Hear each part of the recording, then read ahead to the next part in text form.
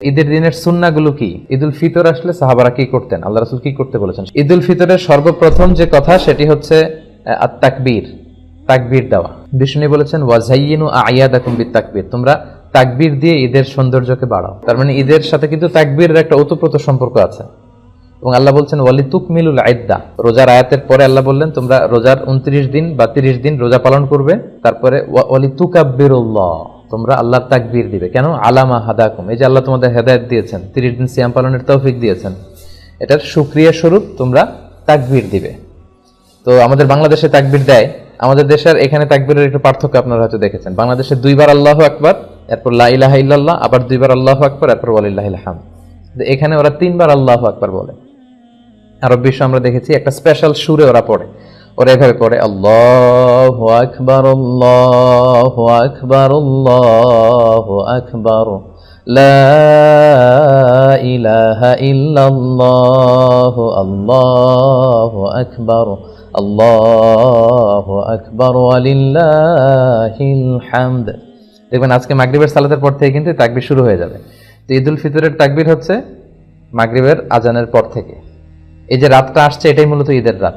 কালকে যে রাত এটা কিন্তু ঈদের পরের দিনের রাত, আরবিতে রাত আগে আসে। তো মাগরিবের পর থেকে আমরা তাকবীর শুরু করব, মাগরিবের পর এশার পর আজকে ফজরের পর ঈদের সালাত পর্যন্ত, দ্যাটস ইট, তাকবীর শেষ। কিন্তু ঈদুল আজহাতে আবার 9 তারিখ ফজর থেকে শুরু করে 13 তারিখ আসর পর্যন্ত 5 দিন আইয়ামুত তাশরিকে তাকবীর দিতে হয়। তো সম্মানিত সুধী, আসুন আমরা আজকে মাগরিবের সালাতের মধ্য দিয়ে তাকবীর দেওয়া শুরু করি। আল্লাহ বলেছেন যে অলি রাব্বিকা ফাকাব্বির, গ্লোরিফাই দ্য অ্যাট্রিবিউটস অফ আল্লাহ, আল্লাহর মহানতের ঘোষণা দাও, তিনি যে সবচেয়ে বড়। তাকবীরের মধ্য দিয়ে মূলত কিন্তু আমরা আল্লাহ যে সবচেয়ে বড় এবং সবচেয়ে পাওয়ারফুল এটার ঘোষণা দেয়। আল্লাহু আকবার মানে হচ্ছে আল্লাহ সবচেয়ে বড়, আল্লাহ সবচেয়ে মহান। তো প্রথম কাজ হচ্ছে আমরা তাকবীর দিব ইনশাআল্লাহ। দ্বিতীয় দায়িত্ব হচ্ছে সাদাকাতুল ফিতর, সিয়াম পালনের পরে সাদাকাতুল ফিতর আদায় করতে হয়। বিষ্ণু ইসলাম বলেছেন এটা সিগনিফিকেন্স 2টা, এক হচ্ছে তুহরাতান লিসাইম, রোজা রাখতে যে অনেক সময় আমরা অন্যায় করে ফেলেছি, মিথ্যা বলেছি, গীবত টিবত হয়তো করে ফেলেছি, এগুলো যাতে মাফ হয়ে যায়। 2 নম্বর সিগনিফিকেন্স হচ্ছে তুআমাতান লিল মাসাকিন, যাতে মিসকিনরাও কিছু খেতে পারে।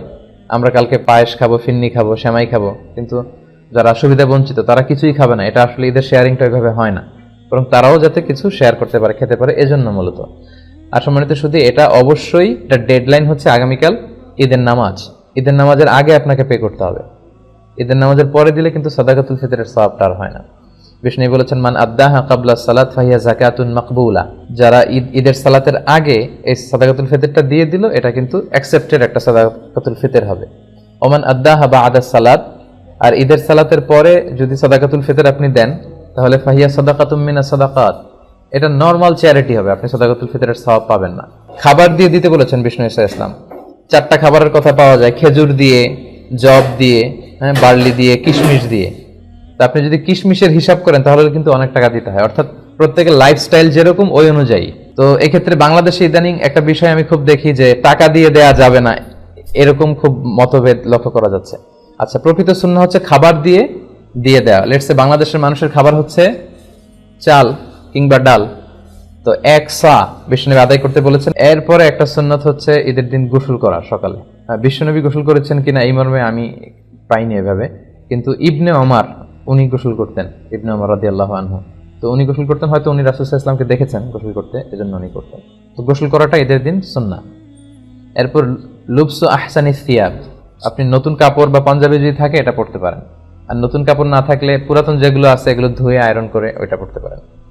এরপর ঈদের দিন আরেকটি সুন্নাত হচ্ছে আত-তাতিব। তাতিব মানে হচ্ছে তিব ব্যবহার করা, সুগন্ধি, পারফিউম। এটা এমনি ব্যবহার করার সুন্নাহ। বিষ্ণু সাল্লাল্লাহু আলাইহি ওয়াসাল্লাম পারফিউম দিতেন, আমরা তো সাধারণত হাতের এই জায়গায় দেই না, আল্লাহ রাসূল সাল্লাল্লাহু আলাইহি ওয়াসাল্লাম হাতের এইখানে দিতেন। এটার সিগনিফিকেন্স হচ্ছে উনি এখানে আতর ইউজ করে যার সাথে মুসাফা করতেন তার সাথে বিষ্ণুনবীর ব্যবহার করে আতরের ঘ্রাণ চলে যেত। সবার হাতে হাতে বিষ্ণুনবীর আতরের ঘ্রাণ। আর বিষ্ণুনবী মাথার এইভাবে সিঁথি করতেন, তো সিঁথি করে এইখানে আতর ঢেলে দিতেন, কপাল দিয়ে বেয়ে বেয়ে পড়তো, এজন্য উনি যেখানে সেজদা দিতেন ওই সব জায়গায় আতরের ঘ্রাণ পাওয়া যেত। হাদিসে এসেছে আরবাউন মিন সুনানিল মুরসালিন, 4টা হচ্ছে সব নবীদের সুন্নাত। এই 4টা সুন্নাত সব নবীদের মধ্যে পাওয়া যায়।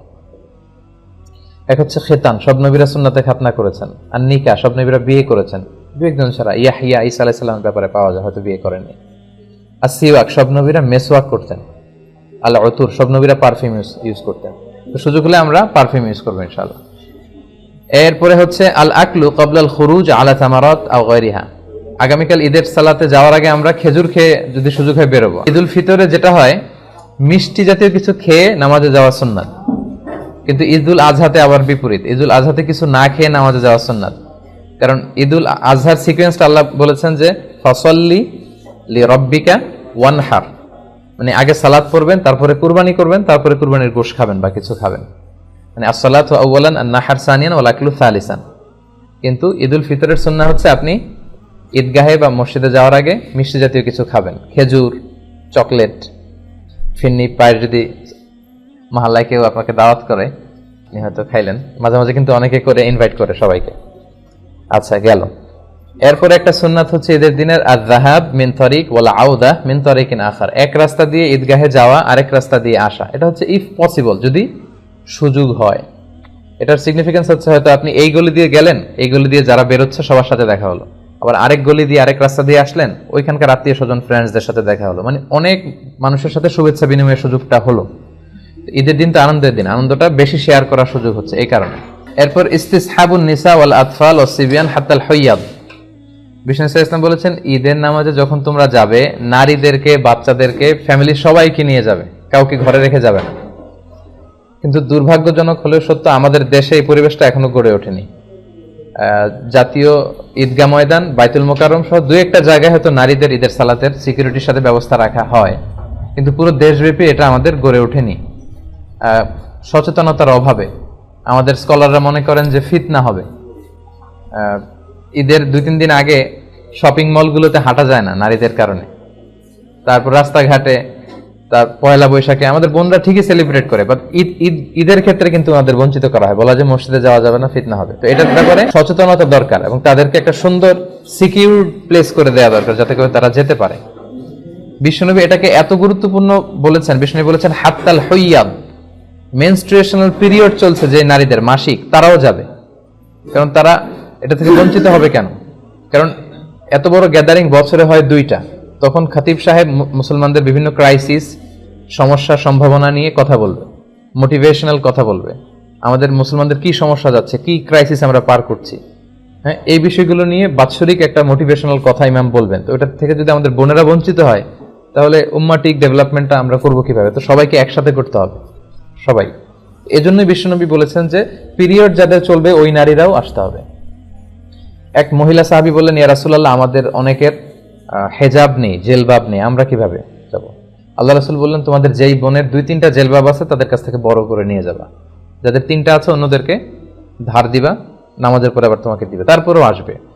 পিরিয়ড যাদের চলে তারা এসে ইয়াতাজিলনাল মুসাল্লা, যেহেতু পিরিয়ড চলছে ঈদগাহে ঢুকবে না, মসজিদে না ঢুকে মসজিদের বাইরে ওয়েটিং এরিয়াতে ওয়েট করবে, ঈদের আনন্দ তারা শেয়ার করবে। ওয়াশতারিকনা দাওয়াতাল মুসলিমিন, ইমাম সাহেবের দোয়া, মুসলমানদের দোয়াতে শরীক হবে। লেটস সে কালকে ইনশাআল্লাহ সকাল 7টার দিকে দেখা যাবে যে 8-10 হাজার লোক এখানে জড়ো হবে। তো শুধু যদি আমরা আসতাম, আমাদের বোনরা বা ভাবিরা যদি না আসে, তাহলে ঈদটা কেমন যেন মনে হচ্ছে যে পরিপূর্ণ হচ্ছে না। কিন্তু মেয়েরা মেয়েদের এরিয়াতে, ছেলেরা ছেলেদের এরিয়াতে যখন ঈদের শুভেচ্ছা বিনিময় করবে, মানে মনে হয় যে ভালোবাসা, সবাই মিলেমিশে একাকার, এটাই ঈদের মূল স্পিরিট বা সৌন্দর্য। তো এই জন্য এটার জন্য সচেতনতা বৃদ্ধি দরকার। বাংলাদেশে আপনারা এগুলো নিয়ে খুব বিনয়ের সাথে কৌশলী হয়ে কথা বলবেন, যাতে এরকম একটা পরিবেশ তৈরি হয়। আচ্ছা, এরপর হচ্ছে ঈদের নামাজ 2 রাকাত, এটা তো আমরা জানি না। 2 রাকাত, প্রথম রাকাতে 7 তাকবীর, দ্বিতীয় রাকাতে 5 তাকবীর, মোট 12টা তাকবীর দিয়ে আমাদের এখানে সালাত হয়। আর হানাফি স্কুল অফ থটে বা বাংলাদেশে যারা আপনারা শুনছেন, বাংলাদেশে সাধারণত আমরা 6 তাকবীর দেই, 3-3 করে। প্রথম রাকাতে 3 তাকবীর, দ্বিতীয় রাকাতে 3 তাকবীর, এটাও আপনি দিতে পারেন, এটা কোনো সমস্যা নেই। 7-5-12 তাকবীরও হবে, 3-3 করে 6 তাকবীর, এটাতেও কোনো সমস্যা নেই ইনশাআল্লাহ। আল্লাহ রাসূল সাল্লাল্লাহু আলাইহি ওয়াসাল্লাম প্রথম রাকাতে সূরাতুল আ'লা পড়তেন, সাব্বিহিসমা রাব্বিকাল আ'লা, আর দ্বিতীয় রাকাতে সূরাতুল গাশিয়া পড়তেন, হাল আতাকা হাদিসুল গাশিয়া। তবে এটা ম্যান্ডেটরি না, এটা অপশনাল। ইউএতে আমি যতবার সালাত করেছি সাধারণত ইমাম এই 2টা সূরা দিয়ে পড়েছেন। তারপর অনেক স্কলাররা বলে কোনো নির্দিষ্ট নামাজের জন্য নির্দিষ্ট সূরা ফিক্স করে দেয়া মাকরুহ।